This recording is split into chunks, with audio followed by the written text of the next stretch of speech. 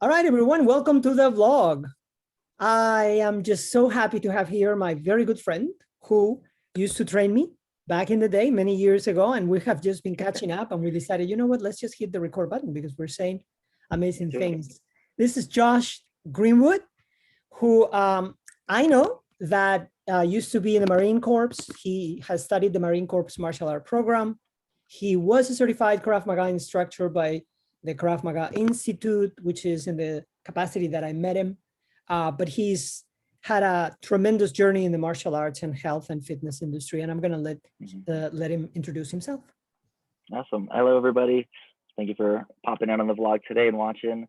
This is one of my longtime friends. I think we were talking, it's been 8 years since we've seen each other in person. But all of our times getting to train together and do some training was always very, very useful. I'm still practicing my Spanish. Oh, sí, señor, muy bien. Yes, muy bien. You used to count in Spanish when you were training me. Come on, yeah. 1, 2. 2, 3, 4, 5, 6, 7, 8, 9, 10, and 11, 12, 13, 14. Very good. I remember that. I'm getting better. Yeah. And it's funny is because I say it because you taught me. I actually say it in Spanish, yes. Spanish. So my friends in Mexico are like, no, that's not the way. Yeah, I just sorry. I'm like, sorry, I had this Spaniard who taught me this way. Yeah, that's right. It's so good. So I am, again, a martial arts instructor in health and fitness world. I used to be when Francis and I met. We were in. I was working for the Krav Maga Institute in New York. I was a full-time instructor there, teaching Krav Maga and self-defense system solely.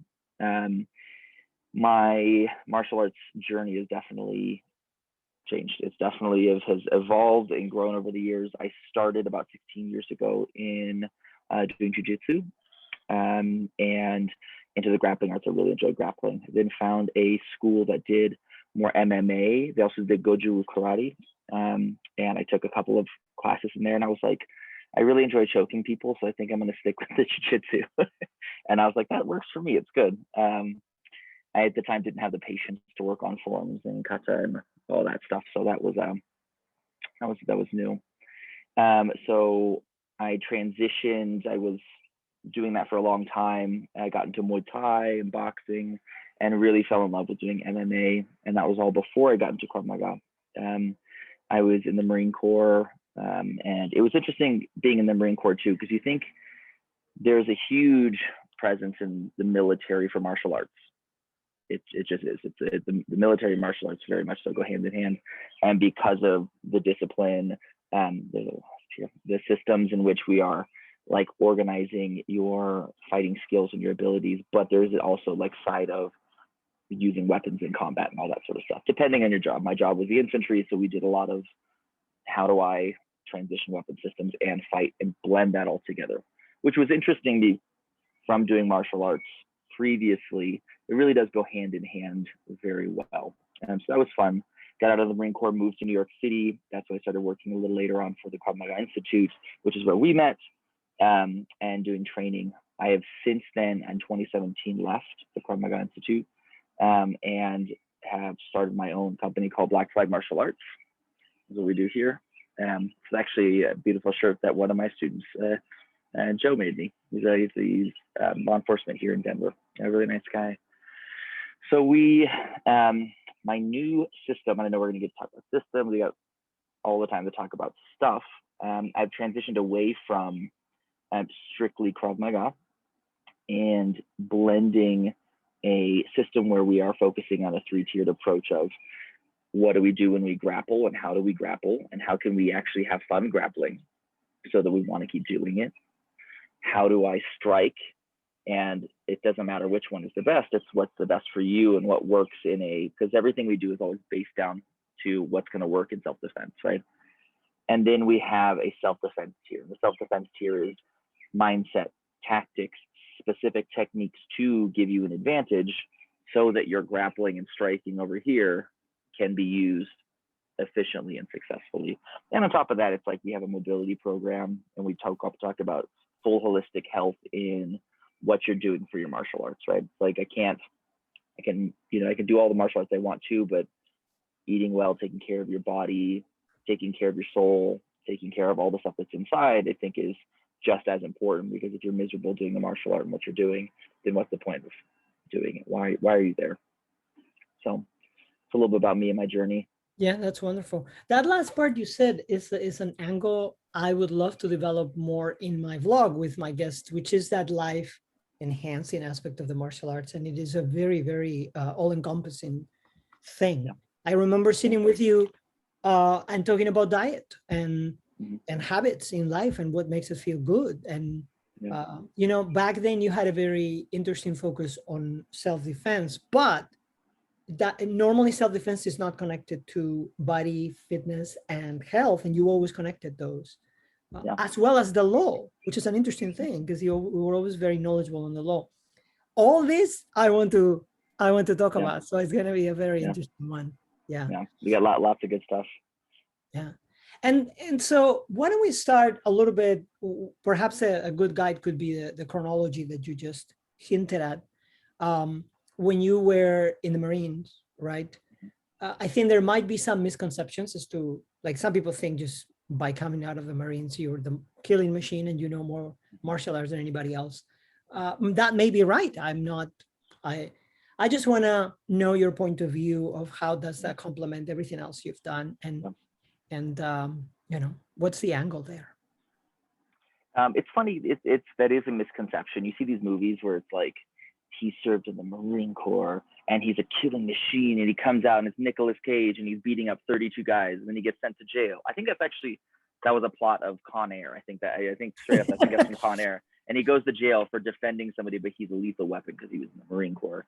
And it's a big misconception. Marines are incredibly mentally tough, and that's the biggest thing you have in the Marine Corps. You could hit more like Captain America. You hit us 500 times, we're still going to get back up on the 501st time, because we're going to complete the mission and do everything we need to do to, you know, provide safety and security for our nation and other people abroad, or whatever our job specifically is. I was in the infantry, so the infantry motto is locate, close with, and destroy the enemy with extreme prejudice and force.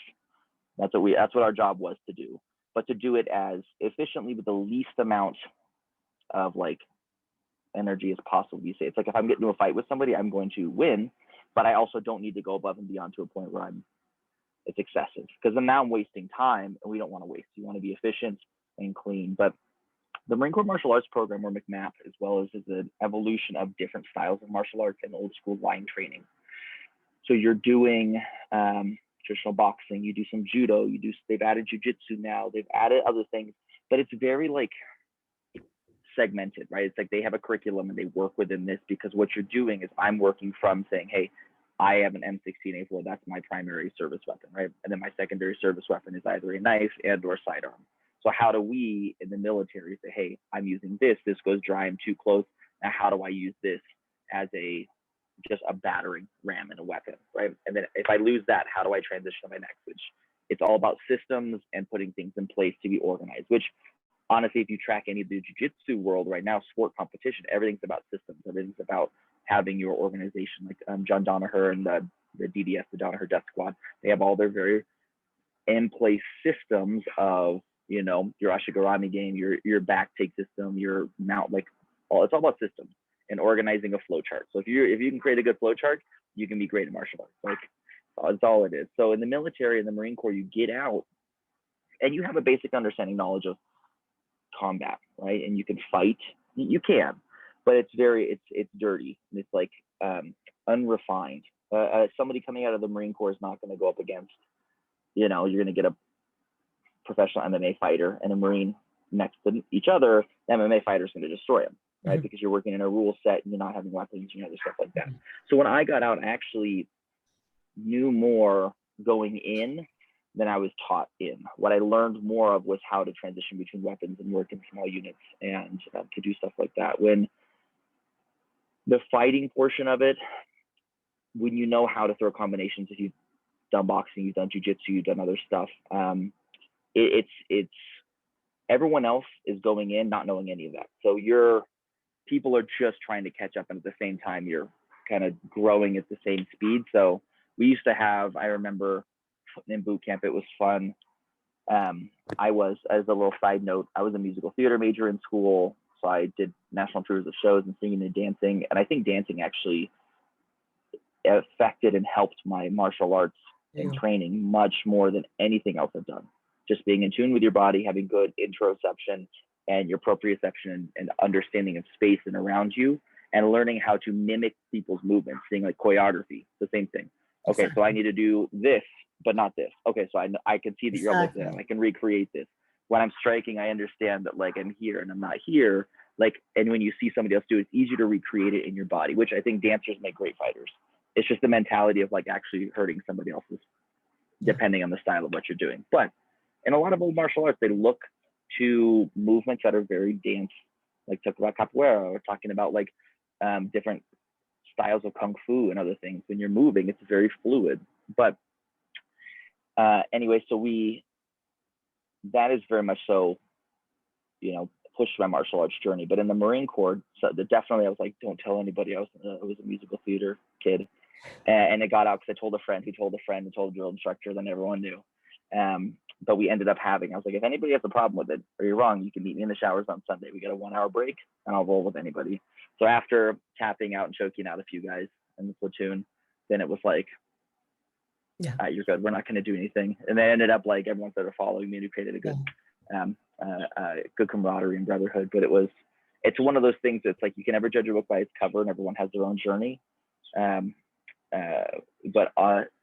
you know, aside from your larger question of, you get out of the military, it really, you could have never done, so you go to the Air Force, you could have never gotten 2 days in a row of doing hand-to-hand combatives training because that's not your job. In the Marine Corps and the infantry, you learn how to fight, you learn how to shoot, you learn how to move, but at the same time, you're not coming out a crazed mad dog and learning the most in the world. You still need to go, and they very much so bring, there's a major in one of our units, he was a black belt in jiu-jitsu, and he would make sure to have extra training on the side. And he's like, you need to know more because what we're teaching you is not enough. So we're going to do jiu-jitsu today. We're going to do this today. We're going to do that. So I have, since being out, I have popped around to different bases and done trainings for the Marines, some in upstate New York, some in California, just to expand upon the martial arts training because it's good, but you're not getting as much as you should. Two things you've mentioned while you have your coffee. Can I just make a quick point? The toughness, the mental toughness of the aspect. So this is something I picked up when I was training with you, right? Even though the body mechanics are very important, if you pair two people up for a fight, even if it's friendly, even if it's just let's test each other, the toughness is really hard to make up. The lack of toughness is really hard to make up for if you just have science. So like I noticed with you, like, remember you used to put me to do push-ups or something, and I was so horrible. Third push-up, like, I'm dying. And you're like, no, it's here. You said, no, that's absolutely here. And so I noticed something in you that was a first for me, which was that thing is that, no, you just don't accept that and keep plowing through. So that toughness, not just think about it, not just learning martial arts, but it prepares us for life because life is going to be tough. Yeah. Then you have people that, you know, have problems with relationships or lose jobs or something, and they snap and they go, and it's horrible because we haven't developed strength. Yeah. And so I'm very much a believer when you are in a martial arts program, your teacher can help you develop that toughness because he's going to help you in this world. Is one of the, I think is one of the beautiful things. But on the other hand, you can use martial arts to pat you in the back and make you feel so like you have to do it well, right? Yeah. I think that's a good point, is you can't just have one or the other. You can't beat somebody down to make them tough and then just leave them beaten. It's like you have to build somebody up. So it's like the sandwich method of teaching. It's like, I'm going to compliment you and be like, France, you did 2 more push-ups today than you did yesterday. You still look like you're going to die, but you know what? We're making progress. So what I've done is I've given you some confidence and bolstered you while giving you feedback in a way that your brain is going to receive it, take it, and actually feel good, even though you're learning something and going in. And it's an interesting thing because you could get on the adverse, other side of the coin of that. You could have somebody like, I'm going to make you so tough. And then all it does is I had students that came to me from other Krav Maga schools that were afraid of being touched because they were just thrown in the deep end and they weren't ready for it. So I think something that it can do harm as well if you don't have a teacher that is understanding or empathetic to you, that just wants to be seen as a tough teacher, which can be hard. So I think, you know, if anybody's looking out there for martial arts, vet your teachers, and do trials, try things out, because you want to find a good fit for you. The martial art might be perfect for you, that's what you want, but find a teacher that you jive with and you mesh with, because you want somebody that's going to ultimately, you know, build you up, even if they're going to break you down. Like, there were clients I've worked with, and you've experienced this too. I took one of my longtime clients, I won't say his name on here, but he's awesome. He was at my wedding, like, we were real close. And he was always like, I'm really just have this irrational fear of getting jumped, somebody running at me and just attacking me. So he always worked on that and always came back to it. And he had more skills than he thought he did. He was always fine. He would go toe to toe with me at points, and we would just fight, and we could do it. It was great. But at points he would, like, and this talks about the mental toughness, is if you don't train under stress at some points, when we're talking about specifically for self-defense or a combative, aggressive, live martial art, right? That if you haven't accessed that place in your psyche, you don't know how to get there. And people that access it more regularly can move in and out of that plane pretty consistently. I know how to go from a calm, cool, collected individual and just be totally relaxed to not a good person to be in a fight with, and then immediately pull back and go back to here. You can turn it on and turn it off. But if you've never done that, that's when people get stuck in this, like, seeing red rage place, and or haven't moved from their sympathetic to their parasympathetic nervous systems, and then, like, being able to do that. So I would take him, and we build a rapport as an instructor or coach or teacher, and my students and clients, where I would pick him up and just grab him and slam him into walls and choke him to the point where he was like, no blood, no oxygen, to force a reaction out of him. And then he would react, because at first he'd be like, oh, I don't want to hurt you. And I'm like, well, I'm going to hurt you. And I'm going to do it. Like, you signed the waiver and I have insurance. So you know what? Let's do this. And I would, boom. And he would react, and he would just wail on me, get in and get out, and just, like, do a beautiful job with the technique, and the fighting skills all clicked in when he didn't think it was there, but it's in there. And then he would get out, he would run, he'd search, scan, he'd go look for a weapon or whatever it was, and it just clicked in. And then he'd look at me and be like, I can't believe I did that. That was amazing. And then each time after that, it was easier for him to get to these places in training, and then learn how to get away from that and back it off. So it was, if you don't practice the mental aspect of what you're doing and prepare yourself for it, you're never going to do it in real life. It's like, you could throw, I see, is that a Bruce Lee poster there behind you? Yes. I love it. You can throw, what do you say? Fear the man who throws not 10,000 kicks, but one kick 10,000 times, right? Times, yes. And I'll add to that on the Bruce Lee, I'll fear the guy who's practiced 10,000 kicks actually kicking something. Yeah. You know, kicking somebody else and doing it. Like, I could do it in air and be like, bah, bah, I got these beautiful kicks. But if you never actually kicked somebody, how are you going to kick through and let your mind be okay with committing physical violence on somebody else, if that's the scenario coming from a self-defense world? The person, and I heard this once a long time ago, and it was like, it was coupled along with a video from a training I did, and it was not something for children. And I'm not going to go into graphic details on this, but basically the premise of it is the person that's willing to go further down the road of violence is the one that's going to win. If in a self-defense situation, not, I mean, even in MMA, if you're willing to go a little further than the other person, you know, I've seen fights where somebody hits somebody else in the face and they stop and they assess. And then the other person, boom, gets a big old shot of adrenaline and comes back 10 times harder. It's that pushing the pace and pressure when you have that skill will put you ahead in a self-defense or street fight situation, or even an MMA fight, right? But again, if you haven't practiced that, it's like, can you really say that you're going to do it? You know, and that mental toughness and mental fortitude from the military. And like you said, it crosses all sorts of different planes in life. I have ankylosing spondylitis. It's a genetic autoimmune disorder in which my white blood cells will attack the cartilage of my joints, causing arthritis and extreme pain. But it'll sometimes affect my eyes, my lungs, different things. And martial arts for me, and this is we can come back to this later on, has really helped keep it in remission, because I move. The more I move, the better and healthier I feel. But I went blind in 7th grade. I totally lost my vision in one eye. Got to the point where they were like, we might need to take your eye out, like that bad. I went from 2020 to 2400. But building that mental toughness and talking about like, hey, you know what? There's nothing I can do about this right now. So what I need to do, instead of sit and wallow in my pity for not being able to see and being in excruciating pain, is I have things to do. So how am I going to figure out to get around this? And luckily I had family with me, and my grandfather would read me my homework, and I'd be sitting in a totally pitch black room with my eyes covered because they're photosensitive. And I would read back my homework to him. You know, it was like, you don't really have a choice. You have to keep doing it. Like in the military, you're going on a, 20, 30K conditioning hike. You're doing it. You don't love it.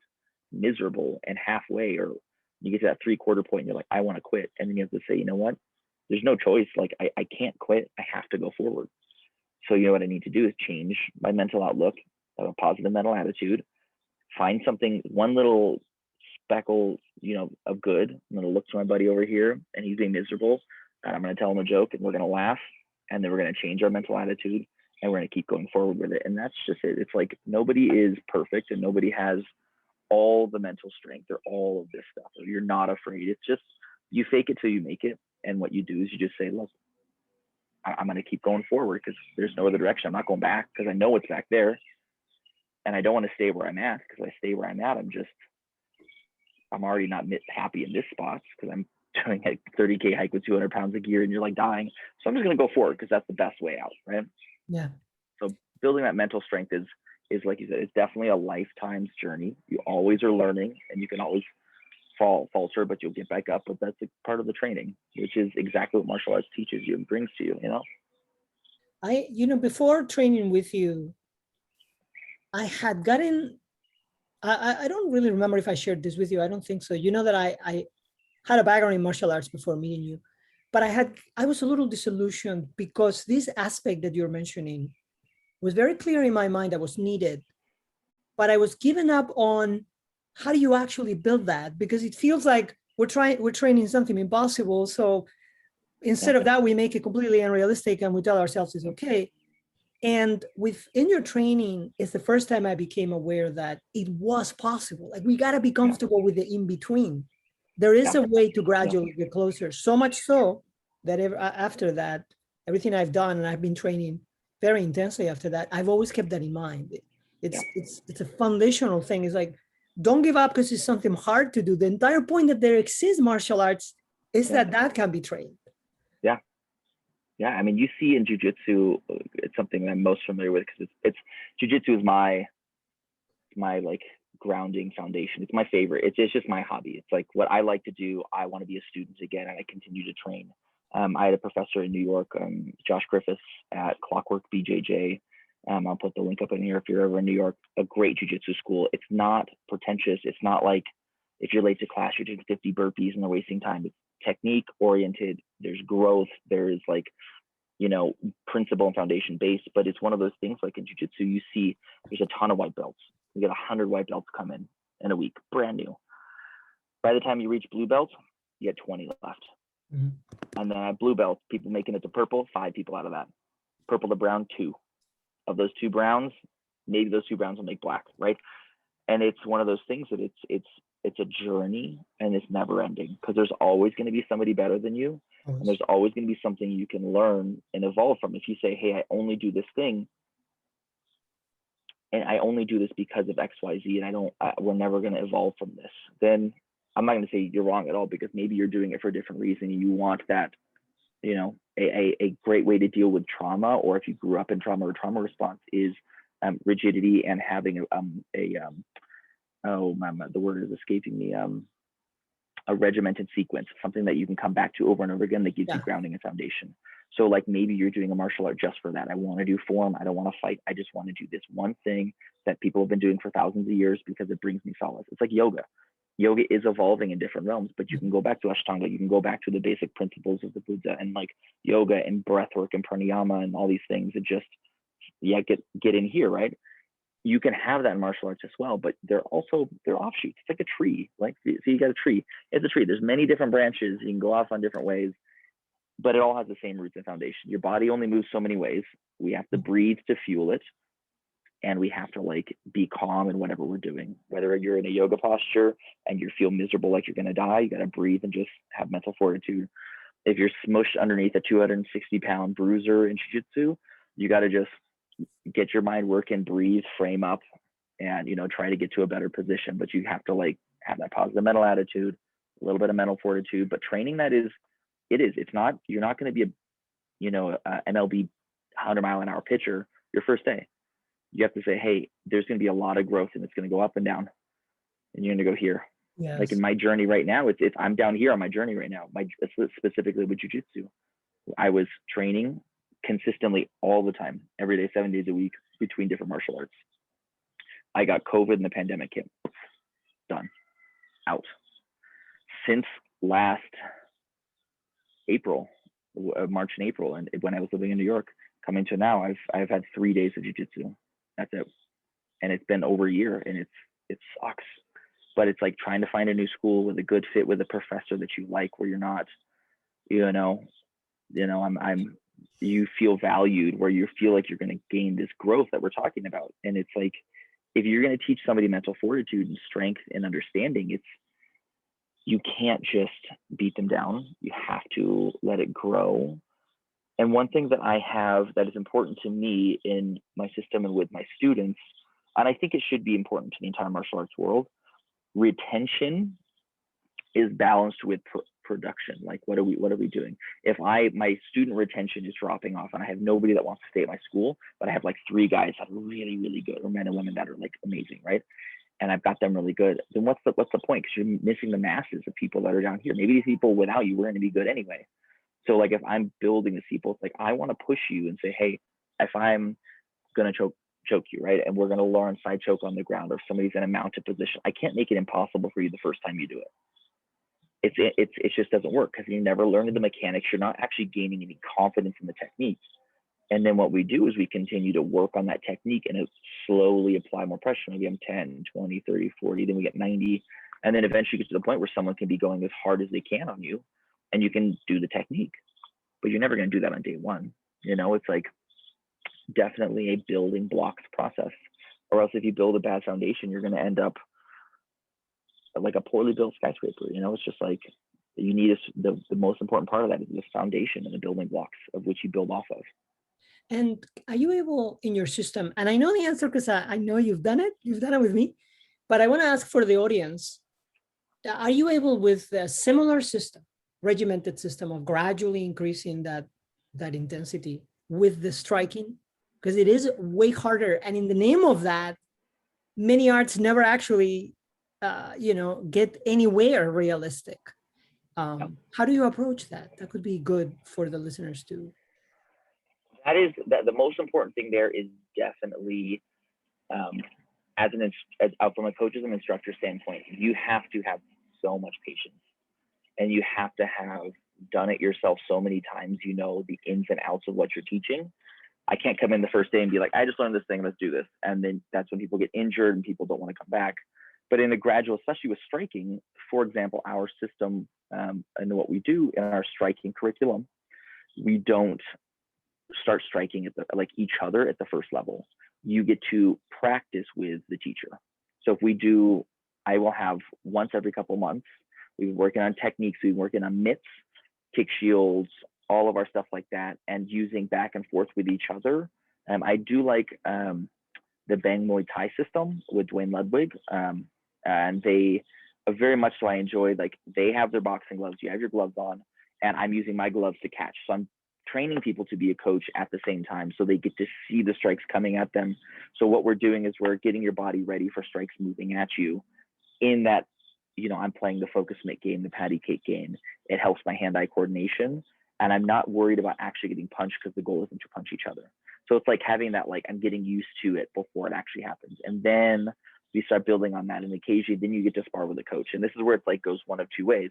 You have a coach that wants to prove they're the coach and they're the toughest, so they wail on their students. Or you have a coach that's like, hey, I'm going to let you work, and I'm going to expose holes in what's happening right now. And this is where, when I do private training, I'm a little more expensive than most people in Denver, but the experience you're going to get is going to be a lot more conducive and supportive to your growth than it is me beating you up until you get tough enough. You know, it's like I've experienced most of my injuries by training beginners because I am letting them push past their boundaries, and I'm providing myself as a conduit for them to learn and experience without them getting injured. So if, like, for example, you and I were boxing and you've been with me for 3 months, I'm going to put 2-minute rounds on the clock, 30 seconds to rest. I'm going to, as the instructor, depending on how many students are in the class, have them work on their focus mitt work, coming up to you one at a time. And this is just a drill I do. We'll tap gloves, we'll go in, and I'll say, hey, your goal right now is to just work my body and my floating ribs. So you need to work your straight punches and your hooks, and use your footwork to angle it. So I give you an objective and a goal, and I just use my defense. And occasionally, if you drop your hands, I'll tap you in the forehead, right? Or if you're leaving your elbows up, I'll give you a tap up onto your body. But it's a physical reaction. It's like, oh, I left that open. I need to think about that. And I'm like, if you continue to, if I just wail on you, you're never actually going to learn it, because all you're going to do is be like this and defending and worried the whole time. So I know that at my skill level and my experience, I'm not really going to get super injured from you trying to hit me. I can protect the things I need to protect. We'll use mouth guards, have proper gloves, wraps. We'll be okay. Sometimes I'll wear a body shield if it's a big person and they got a lot of power. But it's one of those things where you have to cultivate a sense of trust with your students so they don't freak out. If you don't trust your instructor or the people you're training with, and you're worried that they're going to hurt you, you're going to go harder and you're going to hurt them, which in turn is going to push them to go harder against you. So having that like slow grind and build over a course and period of time gets you better. Now you can take all your stress and anger out on the pads. That's cool. We're going to work power. You're going to work all that stuff. But again, working on your footwork and your combinations and being able to move in and out so that you're not getting blasted your first time sparring is good. So I think striking systematically can be done that way. A lot of places don't, because it takes more work. It takes a longer grind. Like with Krav Maga, we talked about the system on most Krav Maga schools, like, hey, every 6 months we're going to test. You can test for your next level every 6 months. And it's like, nobody realistically is ever ready in 6 months to learn a whole new chunk of material to test it and then be good at it. Like somebody, like, for example, when I got my Krav Maga instructor certification, I went to a course. I had been fighting for over a decade beforehand, right? I was a dancer, I know choreography. I can memorize something and repeat it back. So you could teach me something in a week. I could learn an entire belt level in a week, and they'll test on it and be able to recreate it, and I could mimic it. And there's a lot of things in this world I'm not good at, and you have to know what you're good at, what you're not good at, and then what you don't know you're not good at, right? What you don't even know about. And learning techniques, being able to recreate things and things I'm good at. I can break it down visually, and I can understand it and dissect it mentally 360. That's just something that I have that's really beneficial for my journey.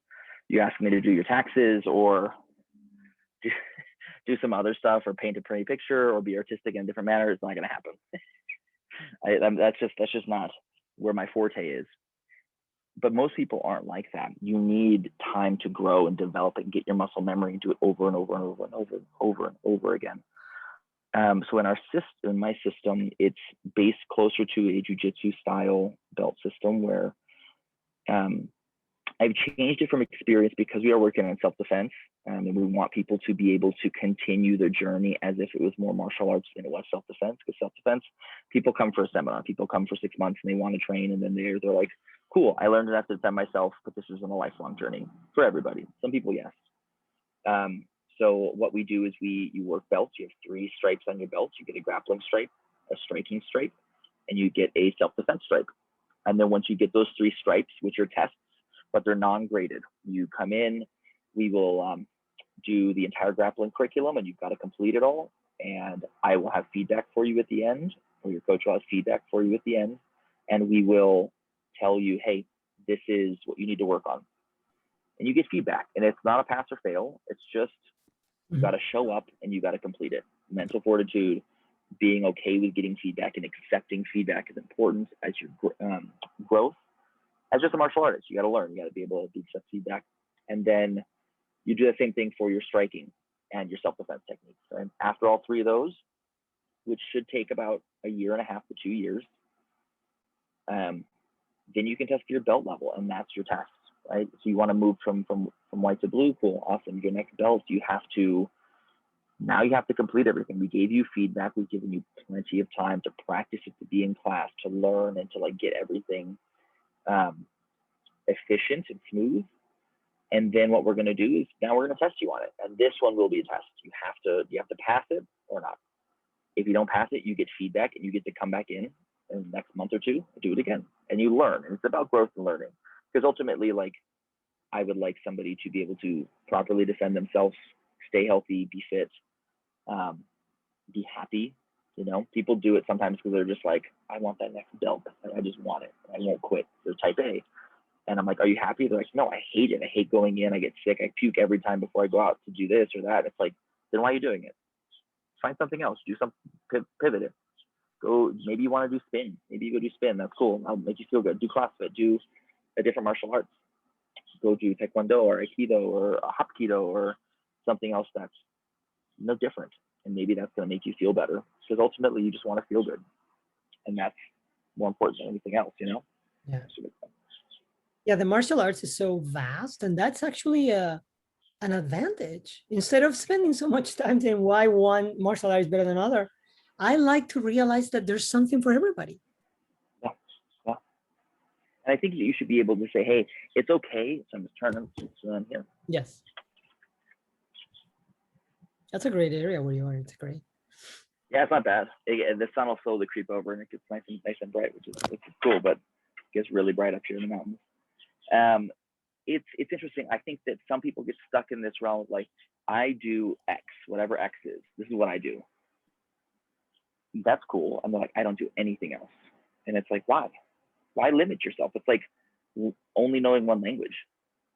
You learn multiple languages. You can speak to more people. You have a better understanding. You can empathize with people more. You can grow and expand and be a more complete person. If that one martial art speaks to you so well that you're like, this is all I need in my life, cool.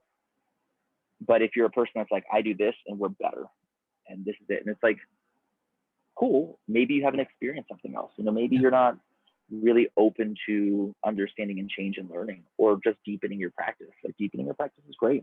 So I do many different things, partially because like I never like to sit down. I'm always doing something, but I'll do CrossFit a couple times a week. I'll do strength training. I'll go do multiple yoga classes. I do animal flow as an animal flow instructor. I'll do a jiu-jitsu class. I'll be Muay Thai boxing. I've really gotten into left way, which is really fun, super brutal, but really fun. Going to a judo class, doing all these things. And it's just like an extension and continuation of what I do as my foundation, which is my system. But I tell my students, because they're like, well, should I go to this school and do it? And I'm like, yeah. Like, honestly, like I want you to be more complete as a human being, which will help you be happier, which will make you want to train more martial arts, right? The happier you are, the more you get excited about something and want to come back. Like, you don't want to go back to things you don't like. But there is this like culture of like, don't be a quitter, you know, don't leave, don't quit. And it's okay to quit at certain things if you're going to go find something else and do it. And I've never been like do something you're miserable in. It's like people staying in relationships that they're miserable in. It's like, it's better to find happiness, you know? Yeah, and it can take a while to find, because martial arts is marketed in such a way that it's not going to be a fit for a lot of people. And eventually, what I always tell people, eventually, if you're honestly just looking for a martial art that clicks with you and you train and train and train and try different things, the important thing is to not get stuck and saying, in the name of this is maybe not my style, then you don't do anything. Yeah. But if you experiment with yourself and try, you will naturally grow, naturally. Yeah.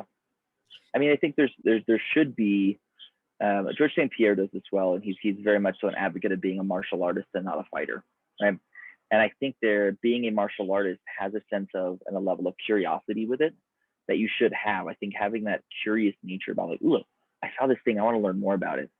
There is, I'll have to find her, I'll send her to you. She is a stunt woman, and she does a lot of the like bow staff martial arts training, all sorts of stuff. I can't remember her name, but it makes me want to go out. Now, I've never done like bow staff weapon training, but like I want to get a staff now, just to like, it looks so fun and so cool what she's doing. I was like, I have to learn this now. Am I going to use that in any sort of like self-defense or fighting thing because that's my style? No, I'm going to just Exactly. go the easiest, most direct route. But learning how to spin things and going behind the back and throwing it and grabbing it like around the neck, like it is the coolest thing. Yeah. And it's like, what's that going to do for me? It's going to work on my hand-eye coordination. It's going to give me better footwork. It's going to make my mind really focus, and that'll translate to my other styles and things I do better. But I'm not going to be like, that doesn't jive with my style, so I can't do it. It's like my kung fu is better than yours. My master is the best, and I will never listen to you. And it's like, why don't you listen to all the masters? And then you might pick up some information that's not being passed along. It's like a bad game of telephone, right? You want to like get the actual information that's coming through, not just little segmented pieces where you're not really actually growing because things are being lost in translation. Yeah, once when I started seeing martial art as a program for the acquisition of skill, it becomes very enjoyable, and it becomes way above and beyond practicality, because think about the human endeavor. There's so many things we learn beyond what's practical in day to day. Thankfully, in fact, the entire art could be said to not be necessary to eat and breathe. It's not practical, and yet it's probably the most human thing we can do. Yeah. Just living and enjoying it. Like there's a whole aspect of just like, you know,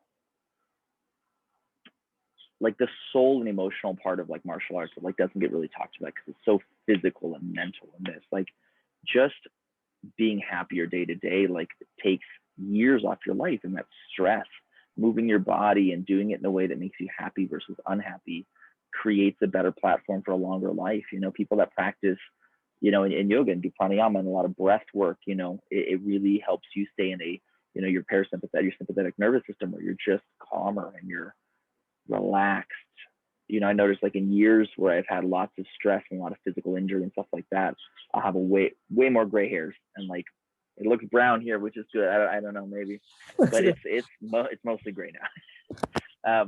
But it's one of those things. It's like, you know, what does stress do to the body? What is your, you know, not treating your body well in any regard doesn't do good for it. But in the martial arts sense, it's like, you know, treat your soul. So the soul aspect of what you're doing is just so important. You know, it's like be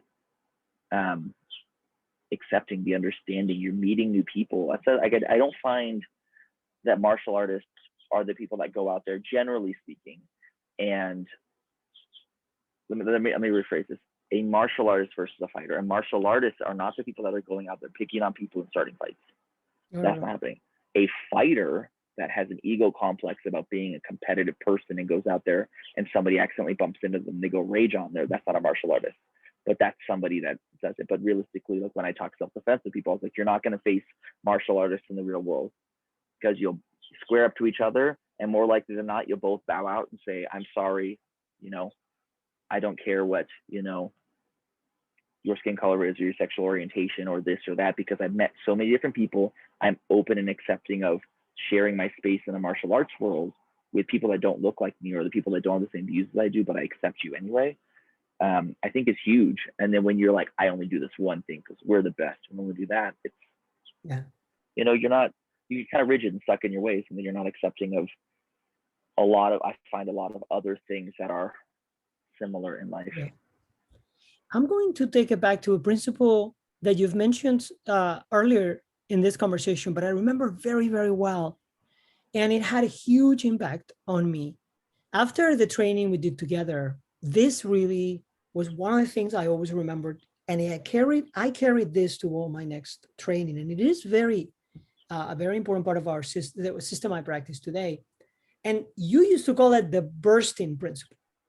Mm-hmm. And it's very applicable to self-defense, right? But I suppose it's very applicable outside of that too. And it had to do with the attitude. It had to do with reversing that victim attitude, but which in addition to everything gives you a psychological edge because it's not expected. Yeah. And it's funny how much that had a huge impact on me, because if I was to forget all the physical training we did, if I was to not train anymore, that seed of understanding the principle alone could protect someone, that alone.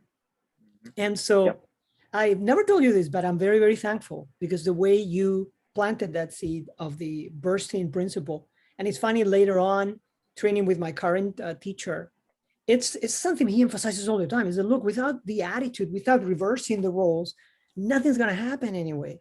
Yeah. Yeah. And so if you don't mind, let's talk a few minutes about that. I think it can Yeah. help people a lot. I think it's true. It's as mental as it is physical. Like there's a physical aspect of bursting, right? It's generating force from a neutral or a non-generally dominant position to reverse a tide of energy, right? It's like somebody is attacking you. I need to take this point and say, boom, nope, and I'm attacking and going right back, right? I need to reverse that in there. And in the self-defense realm, it's super important because the person who overwhelms the other person more likely than not is going to win. That's more it. often than not. You might get somebody gets a random knockout in there somewhere, but it's like I have 3 to 5 seconds to end this because their friends may come out, other things may happen, and what I need to focus on is just reversing this energy. So there's that physical aspect of the bursting principle. We can go from, and we've talked about it when we first starting, being in a semi-passive or a half-passive or a non-confrontational stance, right? I'm talking to you here, I have my hands up, I'm like picking my nose, but I'm still, look where I'm at. I'm basically here, but I'm doing it in a way that's like, look, I really don't want to be here. I'm making myself small. And in this same realm, going from this position to and having that attack go from a surprise place to now I'm being the aggressor. It's huge. And then on top of that, it's the mental aspect of bursting is saying, hey, I am being hit or pummeled or something is happening, or I'm in a negative space. How do I say, nope, I'm turning this off, boom, and now I become the aggressor. And I get this crazy look in my eyes because normally I'm like a pretty smiley, friendly person. I tell people I do martial arts and I listen to all this stuff and they're like, what? They're like, no, because they know me in these other regards where I'm like, I wear super like colorful, crazy shirts. Like I got this flamingo one, pretty much like neon pink. And I'm always like the guy that looks like he's just having a good time, right? But you get this place where you're saying, hey, I'm turning on a little box that I have kept inside that is my protector box. It protects me, and it's, you are now bursting, and I'm saying this. I always imagine doors. This person just goes boom and then comes out, right? So I'm changing that whole mentality of going around, and that definitely helped me in a few violent situations personally from the training, and noticing that after the fact of being like, I didn't even think about it. It just happened. I was in Manhattan living at the time. There was a guy that came out of his truck. He tried to, there's a longer story to it, but long story short is he tried to hit me on the sidewalk with his truck. And so he drove his truck from the street onto the sidewalk in Midtown Manhattan. Crazy, I know, like on 33rd Street near Penn Station. And he gets out of his truck, and I'm like, whoa, there's been a misunderstanding. Something is wrong here. Like, we should just let it go. And I had an ex-wife at the time. She actually she grabbed my shoulder and she pulled me and she's like, let's leave. And I said, okay, we'll leave. And as I turned away, I kept one hand up. I looked, but he hit me in the face. And I remember I stumbled one step. By the time I hit that step, though, my body was already flying at him. And I didn't think about it. It was just that step bouncing off of it. He wasn't expecting me to come back. And that's why I say whoever's committed to more violence is going to win in a street situation, because I bounced back. He didn't hit me again. He was just like, yeah, I got this. And I kicked him straight in the groin. As soon as I went up, boom, as hard as I could, his hands dropped, I uppercutted him, punched him left cross to the face, and he dropped down to the street. And before he got back up, I pinned him down knee on belly and restrained him on the ground. But it all happened in like 2 seconds. Yeah. And it was one of those things that I overwhelmed that force. I bounced off of I went, nope, boom, and right back. And it's a response. One of the, a trainer that I had worked with previously, a coach named is Danny Zillig at the Krav Maga Institute in San Francisco, years back. We were doing a little test. He's like, he called it the Israeli mentality. And I was like, okay. And because we were doing Krav Maga, and he's like, if somebody's going to do something to you, I'm going to do it back 100 times harder. And he goes, Josh, come here. And he goes, punch me. And I was like, really? You want me to punch you? So as soon as I started to go up and start to punch, boom, he hit me in just whacked me, just clocked me. I was like, oh man. He's like, you think I'm going to actually let you hit me? And he's like, no, you're going to cause physical harm to me. I'm going to do it harder to you back. And I was like, okay. And he's like, all right, slap me. And I was like, I don't want to do this again. And he's like, because you learned the lesson the first time and you don't go back and stick your hand back in the fire, right? Yes. And it's like the instructors that I worked with from Israel were always the craziest, which was fun. I had one that actually bit a chunk of skin out of my side pec here because we were practicing. We were talking about, you know, what if bad scenarios happen? Somebody grabs you in a side headlock and pulls you down. And he's like, yes, we have these techniques and we can do this and all stuff. And he's like, but what about this? And he just bit me. And I just remember yelping like a dog. I was like, and he held on. And he had like kind of like crooked teeth and stuff like that. And you could see the teeth outlines. And I like pulled down my shirt and I just had this bloody ring. And I was like, man, that sucked. And I was like thinking outside the box in there. And that bursting principle that's saying, hey, I need to be 0 to 100,000 miles an hour, but I also need to go 100,000 miles an hour to 0. Because we talked about it, you said it earlier, we talked about legalities and legal issues of fighting, right? Yeah. I specialize in self-defense. If you at some point then become, at least in New York State, Colorado has, other states have different laws, but let's say, for example, you and I were to get into a confrontation, we didn't know each other, we got in a fight, and you punch me in the face and I fall to the ground. I don't get back up and I'm covering my face and you walk over and you stomp on me, you are now the aggressor, you're going to jail. You just assaulted me, right? This is like, hey, I went from 0 to 1,000. Boom, I'm ready to hit you again, but I notice you're down, not a threat. Okay, cool. I'm going to make sure no one else is around. I'm going to run because you need to take the first available out so that you're not, then become the aggressor. I'm going to tell the story. I am so glad you brought that up because you know, I make a big effort to always be very positive in my vlog. But one thing that bothers me a little bit is when schools explicitly say they're teaching self-defense, not martial art, self-defense, but they never talk about the law. Yes. Which is a great contradiction because self-defense is a legal concept. It's a legal concept. And so I'm very thankful. That's another thing you did for me. You gave me a tremendous foundation, not because you came here with a book and said, here's the law, but you made me think about it. If you're talking self-defense, different than a martial arts system, but even in martial arts schools, someone will say, you can use this in self-defense. Take your time to explain the law. And the law is depending on the state you live in. You always made a big deal out of talking about that. I'm going to tell a story. And I think I'm going to make you smile because you won't remember this. But we were in Church Street Boxing Club. Down in the basement. Down the basement. And we were training. And you put me in a particular situation. So, Francis, I'm going to ask you a question.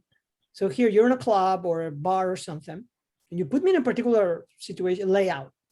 So I'm coming to you and you gave me space. There was space. Like you were coming to me, but it took you a good 5 seconds to get to me, right? Yeah. I was on the other side of the room. What do you do? And so as you were coming to me, I go like, and I said, Francis, the door was behind you. Yep. In a situation like this, you just get out. Yeah. Because in this case, there was no reason to fight this guy because the door was behind me. Now, if it had been reversed and for you to go to the door, you had to fight someone, it would have been a different situation. Yeah. And Josh, I never forgot that because this is not a consensual fight that we're fighting for fun. This is self-defense and you want to avoid it. And if you don't avoid it and become the aggressor, the law is against you. Yeah, law is absolutely against you. Even if you're totally in the right, you're still going to pay legal fees. You're going to jail, right? You're going to have to pay bail to get out. Then you have to go through the entire system, which again, they're not going to say, oh, we totally know exactly what you're thinking and you're totally fine. It's going to be in a bad spot for you, especially if you have trained. It is something that the prosecutor will use against you, unless there's videotape evidence of this person attacking you. But again, even videotape evidence saying, hey, you're like, it took him 5 seconds to get you. Why didn't you run? Exactly. You know, it's like, and then you're like, oh, I mean, there are circumstances saying, hey, I have a small child with me. I'm at the zoo. Yeah. And that I can't run because I can't just physically do this. And again, I've said it's like, when I talk self-defense with people, we're not talking about, I say there's three main branches, right? There is the military branch, self-defense, which is like not really self-defense. It's like, how do I fight and capture and or kill something? This is like a whole thing. If you're in the military and that's your job, that's what you learn. Otherwise, we don't teach that to anybody. You have law enforcement and security and like third-party protection individuals, right? This is that like my job is to stay and control and be a force of positive good for the people around, right? Which is a very particular set of skills. I need to learn how to, in each of these sects, you know, in each of these groups, excuse me, there's a specific set of skills that are more valuable to each other, right? In the military self-defense, in this like realm, it's I need to have great weapons training. I need to be able to transition. I need to be great in all of them, but my end goal is different, right? My law enforcement, security, third-party protection realm is I need to be really good at my grappling and my defensive skills, because what I'm trying to do is to de-escalate verbally if I can, physically if I can't, right? And I need to be able to not harm you. I need to do as little damage to you as possible while controlling the situation. That's why a lot of, you know, police forces are going through jiu-jitsu, because there's no striking. And then in the self-defense civilian world, you need to have good cardio because what you should be doing most of the time is running. More often than not, it's running, right? I need to use certain skill sets to put myself in an advantageous position so that I can get out, so that I can find a weapon of opportunity if I need something. Let's say I'm looking at your room behind you. You hear some weird noise, you kind of look up, boom, your door bursts open and somebody's in there. You necessarily might not be able to run right away, but you need to defend yourself long enough to get some space so I can work my distance and my angles, that you could probably grab one of your swords or something off the back wall and use that as a defensive weapon. And defensive being, I'm going to use it to keep them away. If they get close, I can use it. If not, I'm using it to create distance and run away. I'm not like Kill Bill, you see me now, and like, no, that's not what we're using it for. We're using something as a deterrent to keep distance away. So you still need to learn all the different like levels of this. And the legalities of it are immeasurable. I teach CCW and concealed pistol classes, and I do firearms classes and courses here in Colorado now, since it's a shall issue, for issue state. So I've gotten certified legally so that I can teach classes. And I always say I'm probably one of the only CCW instructors in all of Colorado that's going to tell you you don't need to and shouldn't carry a weapon on you. And it's more important for you to get martial arts training, because again, unless there's some sort of physical disability and disadvantage you have, I am in a wheelchair or a walker that I can't run, right? I am in a certain environments where it's not permissible. But when we talk about the laws of self-defense and laws of martial arts and using it, they're pretty close to the laws of carrying a weapon for self-defense, right? If you have to think about the legal issues of you shooting your firearm in a situation where you are, you know, in a threatened position, right? You have to legally say, hey, I very felt threatened and this is why. More situations than not, that's not the case. There was just on Monday, this last week here in Arvada, there was a shooter down in Arvada that actually took a firearm out and was going to shoot people. In this circumstance, a good guy with a gun, which is what everyone always says. It was a gentleman who also had a concealed carry, took it out, engaged and fired and took down the guy that had the gun, which was great. And the police showed up and shot the good guy, because you don't know, because he has a firearm out and he's doing this, and they respond to a call of a shooter, and it's tragic and it's very bad. But also in circumstances, in case, do what you can. And in that regard, you have to be cognizant of what's going on around you. I engage just like I'm fighting in martial arts, and you know what I do after that? I'm aware of my surroundings. I'm aware of what's going on. I'm trying to be cognizant of not everyone has the same information. So if I get into a fight, right, some guy hits me and then I turn around and I hit him back and he falls down and he's trying to get back on the struggle and I keep going, what does everyone see? They didn't see the first hit. Okay. They see me wailing on some guy in the ground. And that's what happened to me in the story I was telling earlier. A bouncer came out of the bar, and as I was holding this guy, pinning him down, he's still fighting me. I gave him a few extra strikes, pinned him down. The bouncer pulled me off and was like, we need to call the cops on this guy talking about me. Right. And luckily there was like 30 people standing around, and all of them ran up and said, no. He was defending himself. He tried to walk away and this guy attacked him. And luckily I had witnesses and videotape of evidence of what was happening. And my friend was the manager of the bar, so he came out and I was like, he brought me his house. But it could My have, face was but bleeding. that's a good point. It could have gone the other way. You never know. You And know, it's one of those things that's not worth. I was talking to a friend who's not worth. ex-law enforcement as well, and we talk about interfering in something that's happening with somebody else. Let's say you're a trained self-defense instructor. You have years of experience and you see something bad happening, right? Is it your job to intervene and stop this? That's something you have to think about legally, right? I was in a circumstance where actually I walked away because it was in Manhattan. It was on 44th Street, and there's this man and woman walking, and he was gripping her arm excruciatingly tight, and you can see her trying to get him off. And I walked up to the side where she was on, and I was like, "Are you okay? Do you need help?" And she was like, "Oh, no, it's fine. We just play this game and we do this." And I was like, "Are you sure?" I was like, "I'm gonna walk behind you and follow you, and just to be there." But again, in a could be a domestic violence situation, there are a lot more things happening in play, where if I were to just walk up to this dude and hit him in the back of the head because he's mistreating somebody, which he deserves, I'm going to jail for assault on somebody else, and they can sue me because she could say, "Hey, this is actually something that we do," or she's like, "I live with him. I'm not going to like testify against my partner," you know? And So the legalities of all this stuff are huge. escalate.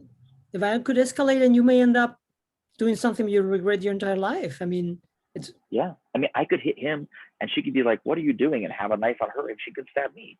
You don't know. And it's like we talk about self-defense with schools it's one of my biggest pet peeves, and it's more from a safety aspect of anything. Is there are schools that are like, "We teach self-defense, and we're going to teach you self-defense," and they don't talk about the legal ramifications of self-defense. They don't do stress training. They don't get the mental aspect of it right, but they'll use things like, "Hey, you are the reality of the situation." Like, "Hey, I'm a 110-pound person, and I'm being attacked by a 210-pound person," right?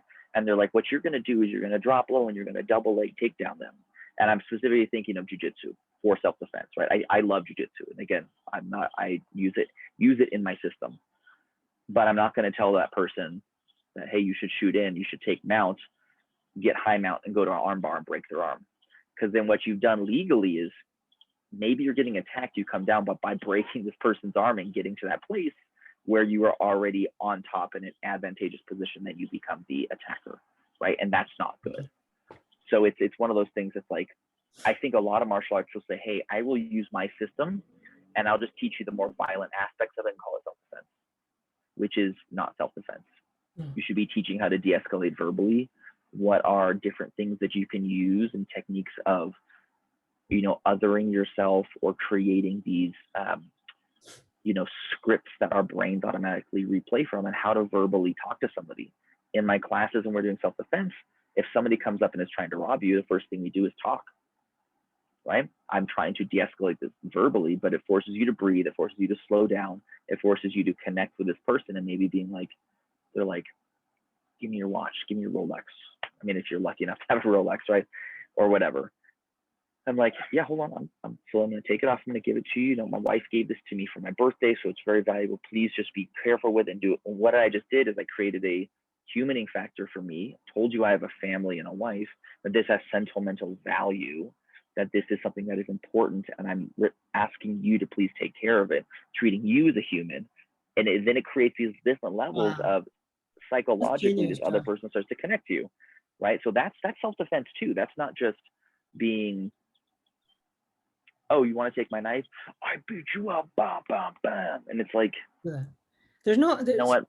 Society doesn't have room for that. See, to me, it's all about honesty. If someone wants to just get in the ring and fight, because that's a beautiful thing we do, don't call it self-defense. You can just call it fighting or practicing sports combat.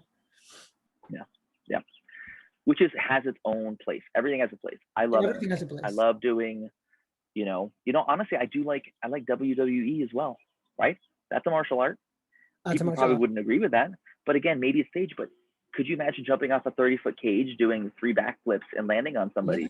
Like, that's a physical sport that you're doing. You're kicking, you're hitting each other. Maybe you're not getting full force, but you're still doing it in a choreographed way, which in karate, you have forms that work together, where one is striking and one is blocking. We're coming up and we're doing all of our stuff, right? Yeah. What is that other than WWE, but with an entertainment focused flair to it? And it's like, whatever you do, like, that's not self-defense. Are there things that transition from that you could use and take? Yes. Right. If I can learn how to do a break fall that good, are you going to be better off in the real world if you fall off something or you get shoved? Like maybe you're on a walking bridge, walking over something, and you're like maybe 10, 15 feet in the air, and somebody grabs you and throws you over the side. If you know how to break fall really, really well, you can mitigate some of the damage you'll get, right? Mm-hmm. So again, like I think there's a common misconception of saying, I do martial arts, I know self-defense, which is not the same thing. I had one of my old students, and it was actually a story that I got from, so the story is secondhand. An old student of mine at the Krav Maga Institute, we had Krav Maga classes, right? We did like striking ones, kind of stuff like this, but nothing for sport. I created, which is, I think it's now called the New York Combat Club, but at the time it was called the Institute. And we had jiu-jitsu classes, we had Muay Thai classes by world champ Muay Thai teacher, we had amazing jiu-jitsu coaches, where you got to practice your individual sports martial arts skills and sparring, because a lot of self-defense comes into that realm, right? But the mentality is different. So I had a student that was doing the Muay Thai classes who got really good, awesome, and he still does to this day. And one of the other Muay Thai guys in class was like, that self-defense stuff is stupid. I just do Muay Thai, and I could totally take whatever's going on. And he goes, really? And he's like, do you want to do like a little spar, and we'll do it more like a self-defense style? And he goes, yeah, sure. So take their gloves off, and as soon as they get ready, the Krav Maga student, the student that I had, just rushes the student, grabs him by the throat, and starts pushing him all the way back into the wall, and starts screaming at him and shaking him. And the other guy just didn't know what to do. He's like, and he goes, and then this guy steps off the wall, and he goes, that's why self-defense is important. That is different than being two people engaged in a sport where we know our rules and we tap hands. This is an unexpected thing more often than not that is going to surprise you, and you're going to be caught at a disadvantage, and you need to be able to come up. And I thought that was a great story, and it's so true. It's like one of those things where it's like, are you doing Muay Thai, knowing elbows and kicks and knees and footwork and good cardio, is that going to make you better at self-defense? Yes. Yeah. But again, it's a part of the blocks that we're going to put together and create that foundation for everything else to come, because it can't just be this one-dimensional thing. That is a sport, and is beautiful and has a long history, and which has its place, and I love it, and it's great, and I love doing Muay Thai classes. But again, it's not the same as saying, hey, there's a home invasion and this is happening, and now I need to turn on my my bursting principle and my self-defense warrior inside to survive this, right? So there's a different aspect of that mentality that has to be there. But it's the beautiful thing, I think, is that there's room for everything as long as you call it what it is. Like you said it earlier, but in this point of the conversation, I think it's important that we like sport, combat, self-defense. All of it is important. You can focus on one, or you can do it all. The important thing is to be honest and call it what it is. We training, you clearly had a very self-defense oriented focus in the class. We did a lot of sport. We went into the ring. We put on the gloves. We put on the headgear. One of the things I think I never told you, but I also got introduced through your training to the atmosphere of a boxing club versus what I had identified as a traditional martial arts school. And I loved it. This concept of coach and go and train, I found that very, very healthy. And some days that we didn't have class, I used to go at lunchtime from the bank and just hit the bag. And the environment of that was just very healthy, very, very, I think there's something to be said about learning about that, like these great boxers that have coaches, and nobody says, wait a minute, but who would win, Mike Tyson or Cus D'Amato? It doesn't matter. It's not about that. Whereas in martial arts, there's a stigma that you have to be untouchable to be a teacher, because otherwise, what are people going to say, Yeah, if you get that, if you're a teacher, you should never get hit. You should be, in a martial artist, you should be always better than the people that you're teaching and doing this. And it's like, that's honestly, as a coach, if you want to be a good instructor or a coach, you want your students to surpass you, right? You want your next generation to grow and be better than you. That's the goal. The goal isn't, if you want to be the best fighter in the world, be the best fighter in the world. That's different than being a coach, though. Yeah, Being a trainer and supporting somebody else, it's not the same thing. And there are great people that I've seen come through that were amazing practitioners and fighters. And I'd be like, you know what? You want to try and on the coaching side of it and do it, and get in front of a room and just freeze, or get in front of a room and then be, show something and just be hyper aggressive. And that was their explanation of it. And you look at, and I think, our generation right now in the jiu-jitsu world, John Danaher is a good example of this. He's an interesting dude. Like an interesting guy. You'll see him, I'd be like walking around, I'd be like, who's this dude wearing the rash guard up in Columbus Circle getting some food at Whole Foods? And it's John Danaher. He's got wearing his rash guard and stuff. Yeah. Go back to the gym. I'm just like, okay. But you see him talk and you see him explain things, and it's very anatomical and intellectual, and there's a reason behind it, why we're doing it. And he's never trying to be like, I'm like crazy and like, but just like, hi, I'm calm and I'm talking to you and doing X, Y, Z. I don't have a personal relationship with him, or do I know him like is going here. I've dropped in and done some classes there at Henzo's in Midtown, but watching tutorials or watching him teach on his like the DBS system, it's impressive and it's cool. It's like when you get, I've had coaches and instructors that come in that are phenomenal. I'm like, oh, you're a world champ, I want to learn under you. And then they just ragdoll you and beat you and be like, okay, you learn what I did there? And I'm like, no, I was getting smashed the whole time. I don't have any idea of how you beat me up. But they couldn't explain to you how you did this. Yeah. Something my wife is she's a yoga teacher. So we're opening that yoga studio here in Denver. It's called Third Space Yoga. And she's phenomenal. She has one of the best skills of being able to verbally communicate to you, how do you do something? So you'll see instructors, even in the yoga world, that are like, I'm teaching from my mat. I'm at the front of the room. Okay, we're going dancer's pose, Madhavendra. Boom. And they'll do it. And they'll pull their foot back and all stuff.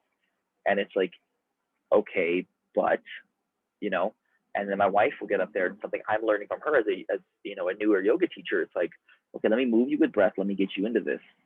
Sweep your hands forward and up. Exhale, open your left arm out to the side. Externally rotate your left thumb so your palm is facing up. Engage your hamstrings and glute. Pull your heel to your bum and scoop the inside of your leg. Like, there are things as a coach and a teacher, it's like, I need to get you to understand it. If somebody has never activated their glutes before, I'm going to teach you how to bridge when somebody's on top of you. Okay, how do I get you to actually activate your glutes? How do I get you to feel these muscle groups that you've maybe never experienced in your life? I have people that I sit on top of, and I'm like, all right, place your heels, and I won't tell them how to do it first. I say, I want you to place your heels down and bridge me up like you're a bucking bronco. And then they just start rolling sideways. And they're like, I don't know how to lift my hips up off the ground. And I'm like, cool. All right, so we're gonna start there, and then we're gonna build this up. Because again, you can't assume that everyone comes in, and there's these coaches that are out there that are phenomenal fighters, but they are not teachers. And that's a whole different thing. It's a whole, you look at was it Freddie Roach, some of these like boxing coaches and people that are older, they're not getting in the ring and fighting people. Exactly. They're not getting out here, but what they do is they have a knowledge, and they can express that to you and say, hey, tweak it just this way. Cool, awesome. And change your game, change how you see things. But it has to be from here and expressing it out, and having patience, empathy, understanding. And I think the more you train at different things helps you connect with other people. I could say one of my first questions I ask anybody I train is, what other martial arts or physical activities do you do? Physical activities. And then I say, do you do anything that's not physical, that's a hobby or an activity? So like, I've connected with people that are like, I play World of Warcraft. And I was like, cool. I don't play World of Warcraft, but I played RPGs and play things and other stuff like that. And I was like, hey, I want you to imagine that you have a huge steel mace in your hands. And they're like, cool, awesome. And I was like, so let's pick that up. And I was like, I want you to turn it into two maces. And they're cool. I was like, now drive those maces down into something. Wham! And I'm like, you just did a hammer fist. And they're like, what? And you get it. And it's like, how do you connect with people? I've had dancers, and I'm like, all right, cool. I was like, I want you to go to ballet. Okay, cool. Go to third position. I want you to tuck your elbows and lift your hands. Boom, that's your fighting stance. And they're like, oh. And I was like, cool, grand bat ma. And they'll do the beautiful kick. And I'm like, all right, now grand bat ma, but I want you to take it straight forward with the balls of your foot and drive it in, right? And I'm like, there you go. You got a high front kick. And it's just like, you have to speak somebody's language to help them understand in their body the way in which they do stuff. You do yoga, I need to connect with you in that. You dance, you do this. There's only so many ways people move. Try to be as fluid in all of them as you can, and then master the ones that are important to you. But it's like a talking point. It's like going to a party. I'm going to a party with a bunch of, it happened once. I was going to a party with a bunch of like post-doctoral grad, like science majors, and like I think chemistry and some other stuff. And I was like, I don't know any of that stuff. So I was like, okay, what can I read up on to have conversations with people and bring up topics and go in? They kind of have a little bit of an understanding. I was like, cool. So what I talked about was chemical reactions from the body and the brain in stressful situations in the fighting world. So I could have something to talk about and bring in these things. But it's like, as a coach, do your research, or trainer, understand how to connect with people. And again, on a business side too, it's like, it makes your students happier. It makes them want to come back more. And if you want to do this full time as a living, you need to have a high student retention rate and get people through the door. And creating not just students, but fans is huge. They will tell their friends and they will bring people in because they like it so much, you know? Yeah. There's also something to be said about mature students. Unfortunately, in the world of martial arts, imagine a teacher of martial arts, sensei, sifu, anything, and they have a YouTube channel for years, and all you see is them beating up their students, and it attracts students. So wait a minute, I'm thinking, you've been doing this for years. Why don't you show me how good your students are getting instead? Because that's what I'm signing for. I'm signing to learn so that I can get good. Why is it attractive to see this guy who just keeps beating up his students? What I want to know is, can you make me better? That's what I want to know. Yeah. Oh, yeah.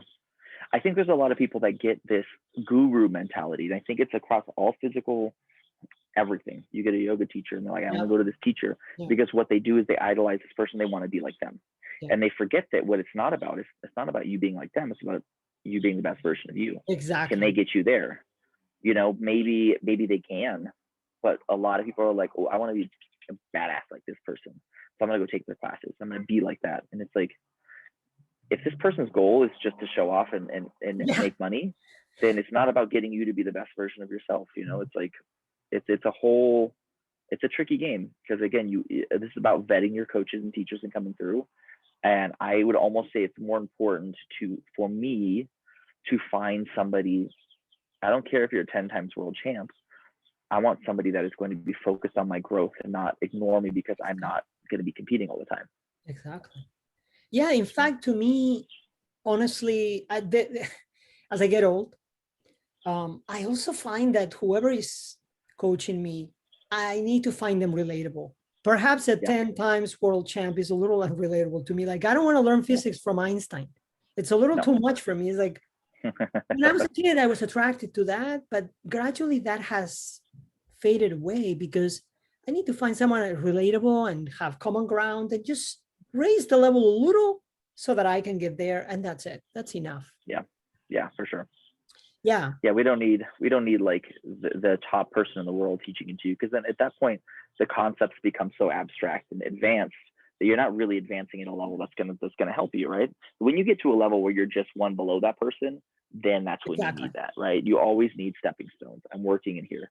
If you can find somebody that's up here that can relate and bring that to you at your level, that's gold. That's what you're looking for. But that's 1 in 1,000. That's not 1 in 10,000. That's very few and far between. Yes. Right. I have maybe only met 2 coaches in my entire life that are like that are relatable, that have these skills and can bring you here, but also are saying, hey, I know what it's like to be a beginner, and I'm patient and understanding and can take the time in here to do this with you, you know, which is not everybody. It's very hard to find. No, yeah. Yeah. And in the end, you got to take ownership and you own your journey, and you keep learning, you keep moving on. But in the end, it's about you representing you and getting better. Josh, I have one more topic really quick. And I know it's been quite a, but I could talk hours and hours with you. Oh yeah. I do like to talk, so. I love to talk, and this is so fascinating. But I want to have another one as well where we'll come back on and we can keep. I think we're gonna bring you back, because everything we touch on is one of these like really close to my heart topics, and very much at the heart of why I'm doing this vlog, right? To spread some of these ideas.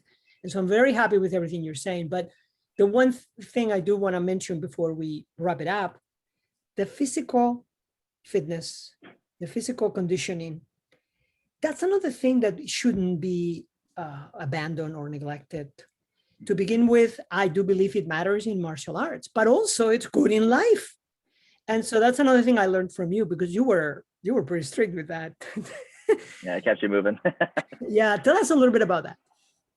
I think that, I mean, in anything, if you're doing you're doing martial arts, let's take jujitsu, for example, or Muay Thai, or any martial art, right? There's going to be a physical aspect to it. You're using your body and you're moving, right? We're not doing sleep training, right? We are learning to move our body. It can only be better and stronger, the stronger and better your body gets, right? The more limber you are, and the more you can build your muscles to support your joints, prevents injury, right? The better we eat and fuel our body, the more energy we're going to have when we get on the mat and train, right? So there are different aspects to it. I think that, because when we trained one-on-one, I think there's a different aspect to group training versus private training versus what is your goal? So for example, I love this. It was one of the reasons I chose Clockwork Jiu-Jitsu in New York, was Josh is like, look, I'm not here to be your physical fitness coach. I'm not here to do burpees for an hour or do this or a conditioning class. He's like, what I'm here to do is to teach you jujitsu. You are going to get fit doing jujitsu because we're going to roll. We're going to go live, and that's great. I think generally in a group fitness realm or group martial arts class realm, you're going to get a general overall health and fitness aspect from just moving your body. I think on top of that, I think it should be pushed by coaches to say, hey, do more. Go take a yoga class, go do a spin class, just ride your bike here, go do CrossFit, go do other things, because it can only make you stronger and better in what you do. Again, you could just do your martial art 6 days a week, 2 times a day, and get fit. Your body's going to get into that realm, and you're going to look like those martial artists. You're going to look like what that martial art entails, because your body types will be very specific to that. If you're a Muay Thai fighter, you're probably going to lean out. You're probably going to have not super bulky legs, and you're going to have a 6-pack, and you're going to be fast and have good cardio. If you're a jiu-jitsu fighter, if you play top game, you're going to be really good at passing and pressuring and doing stuff like that, and your body's going to look one way. If you're on the bottom and you play the bottom game, that's a whole different thing. If you do self-defense, you're probably going to be covered in bruises and cuts and scrapes, right? Everything does different, but I think that there is what is the why? I think the why is the most important thing. Why are you doing your martial arts, and what does that help and bring to you in a physical realm? Part of me doing martial arts is to stave off my joints from breaking down from arthritis, right? So doing martial arts for me, and then having yoga, doing progressive loading by lifting weights, only strengthens my longevity. I don't want to be in a wheelchair, 65. I want to be moving and limber, still training and still getting out there and being active and having a healthy lifestyle. Like I do the same with dieting and food. Like I just did my meal prep for the next 2 weeks yesterday, and I've got 15 prepackaged meals that I eat 2 a day and go through, because it keeps me consistent, and it allows me on my 3rd meal to go out and have whatever I want and have a good time and still enjoy life. I'm gonna go out to brunch today. We're gonna have eggs Benedict. I'm gonna have all sorts of sauces. I'm gonna have some mimosas and some more coffee and enjoy life, because it feeds my soul. It makes me happy to hang out with people and friends. But I will still train. I will still be at CrossFit tomorrow. I'm going to, be jiu-jitsu later on in the week, do yoga classes, do this, because ultimately, if you are treating your body with kindness and respect and fueling it and being, active, it just creates a happier lifestyle. It's like, if I'm out of shape and I don't treat my body well, what does that say about your mental state? What does it say about how you treat yourself emotionally? Do you have negative self-talk?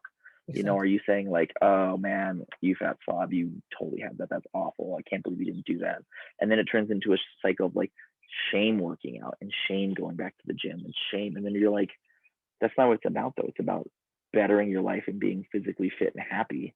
And I know that when we trained, I push you to places, and sometimes doing physical fitness, and that was less about doing physical fitness, was about pushing you to a place to stress you out mentally, so that I could force you and get you to do the things I needed you to do.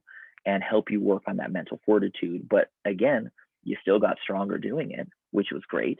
And it kind of is cohesive and works together.